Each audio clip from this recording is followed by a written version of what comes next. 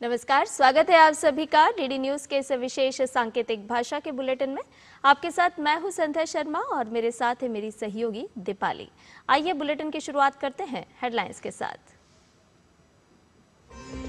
Israel के प्रधानमंत्री Benjamin Netanyahu ने पीएम मोदी से टेलीफोन पर की बातचीत। दोनों नेताओं ने आतंकवाद के प्रति अपनी जीरो टॉलरेंस की नीति को दोहराया।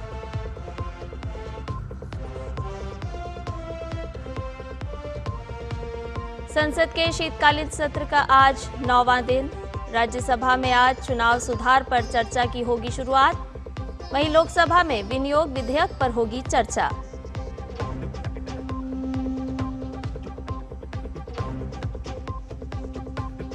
पश्चिम बंगाल और यूपी समेत 11 राज्यों और केंद्र शासित प्रदेश में चल रहे मतदाता सूची के विशेष गहन पुनरीक्षण का आज अंतिम दिन।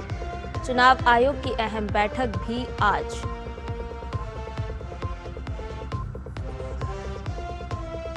सूचना प्रसारण राज्य मंत्री डॉक्टर एल मुरुगन ने कहा, दूरदर्शन और आकाशवाणी के माध्यम से आपदा संबंधी चेतावनी और कल्याणकारी योजनाएं देश के प्रत्येक व्यक्ति तक पहुंची।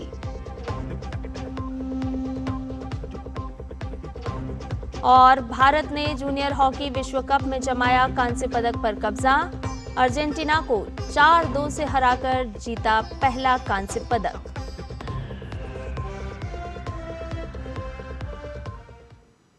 सभी समाचार विस्तार के साथ।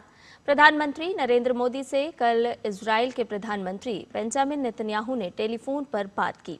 दोनों नेताओं ने भारत इजराइल रणनीतिक साझेदारी को और मजबूत बनाने के तरीकों पर चर्चा की।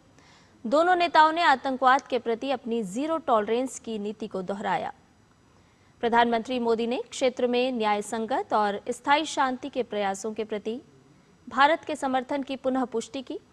दोनों नेताओं ने भारत इजराइल रणनीतिक साझेदारी में लगातार बनी गति पर संतोष व्यक्त किया और आपसी लाभ के लिए इन संबंधों को और सशक्त बनाने की अपनी प्रतिबद्धता दोहराई। दोनों नेताओं ने पश्चिम एशिया की स्थिति पर भी विचारों का आदान प्रदान किया।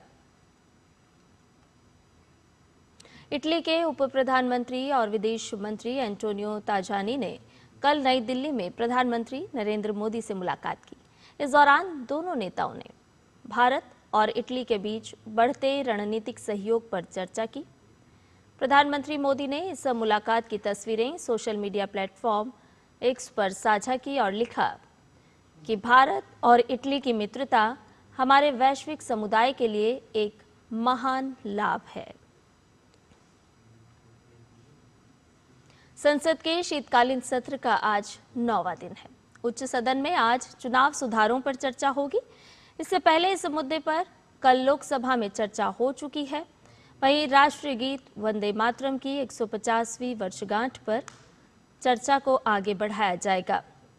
9 दिसंबर को राज्यसभा में इस विषय पर चर्चा की शुरुआत हुई थी। साथ ही राज्यसभा में आज केंद्रीय मंत्री डॉक्टर जितेंद्र सिंह अंतरिक्ष विभागों की अनुदान मांगों पर स्थायी समिति की रिपोर्ट के बाद किए गए कार्यान्वयन के संबंध में वक्तव्य देंगे। केंद्रीय संचार एवं ग्रामीण विकास राज्य मंत्री डॉक्टर चंद्रशेखर पेम्मासानी का वक्तव्य भी कार्यसूची में शामिल है।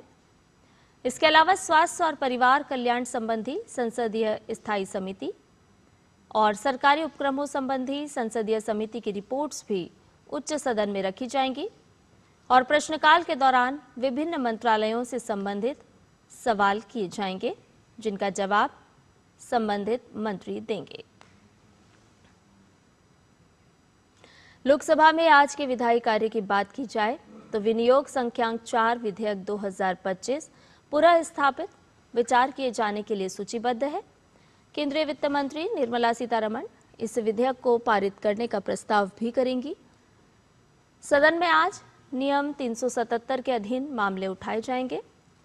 वहीं संविधान 129वां संशोधन विधेयक 2024 और संघ राज्य क्षेत्र विधि संशोधन विधेयक 2024 संबंधी ज्वाइंट कमेटी की रिपोर्ट को पेश करने के समय को आगे बढ़ाने का प्रस्ताव रखा जाएगा।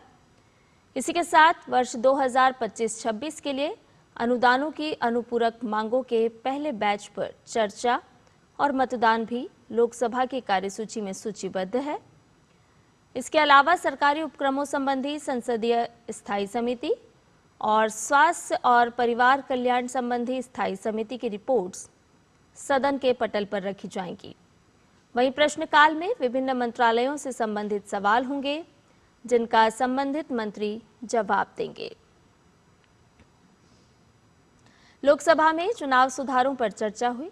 इस दौरान कल केंद्रीय गृह मंत्री अमित शाह ने भाषण दिया। उसी भाषण को पीएम मोदी ने अपने एक्स अकाउंट पर शेयर करते हुए लिखा कि गृह मंत्री अमित शाह का शानदार भाषण। उन्होंने ठोस तथ्यों के साथ हमारी चुनावी प्रक्रिया के अलग अलग पहलुओं और हमारे लोकतंत्र की ताकत पर प्रकाश डाला और विपक्ष के झूठ का भी पर्दाफाश किया। केरल को छोड़कर 11 राज्यों और केंद्र शासित प्रदेशों में वोटर लिस्ट के स्पेशल इंटेंसिव रिवीजन के फॉर्म जमा करने की आज आखिरी तारीख है।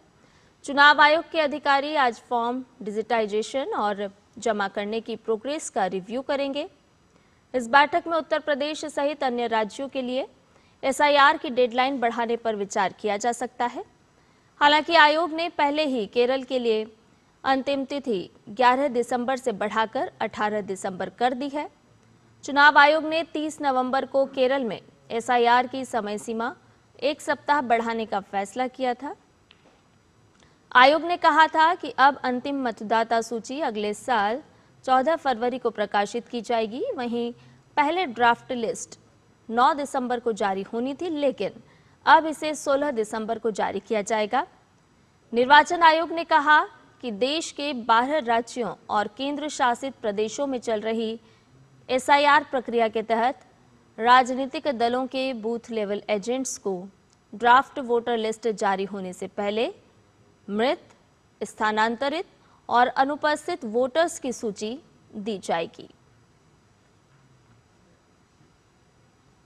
सूचना और प्रसारण राज्य मंत्री डॉक्टर एल मुरुगन ने कहा है कि सरकार ने लोक प्रसारक प्रसार भारती के अंतर्गत आकाशवाणी और दूरदर्शन के माध्यम से आपदा चेतावनी और कल्याणकारी योजनाओं की जानकारी देश के प्रत्येक व्यक्ति तक मजबूती से पहुंचाना सुनिश्चित किया है। लोकसभा में एक प्रश्न के लिखित उत्तर में डॉक्टर मुरुगन ने कहा कि कल्याणकारी योजनाओं, जन परामर्श और आपदा संबंधी सूचनाओं का ग्रामीण, दूरस्थ और सीमावर्ती क्षेत्रों में प्रसार बहुत महत्वपूर्ण है। उन्होंने आगे कहा कि प्रसार भारती अपने सोशल मीडिया के माध्यम से देश के प्रत्येक नागरिक तक सूचनाओं का प्रसार करता है। भारत ने जूनियर हॉकी विश्व कप में कांस्य पदक जीत लिया है। भारत ने अर्जेंटीना के साथ खेले कांस्य पदक के मुकाबले को 4-2 से अपने नाम कर लिया।